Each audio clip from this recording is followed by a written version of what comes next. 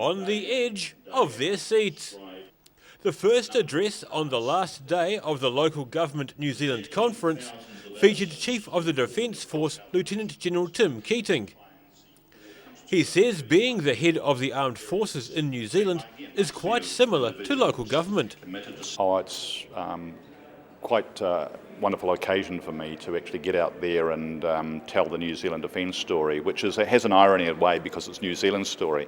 So what we're trying to do here is get a greater connection between the New Zealand community and the New Zealand Defence Force. So it's a huge opportunity for me. He says he's proud to address the conference and firmly believes people should recognise the commitment that New Zealand Defence Service personnel make for the country. It's a great sacrifice they make. Nobody does it for the money. You don't do our roles for the money. They place themselves at great danger, and they're doing it on behalf of all New Zealanders.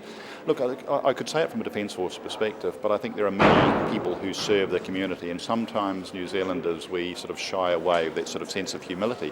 But I think it's good for people to say sort of thank you for serving, from my perspective, the Defence Force, but other people who serve the community. Thank you very much for the service that you give.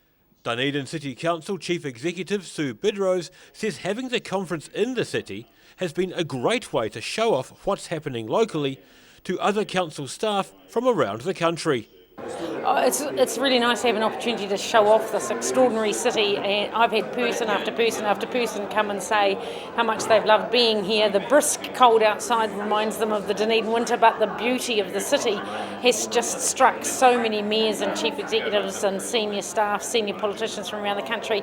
It does warm your heart. It's a really nice thing.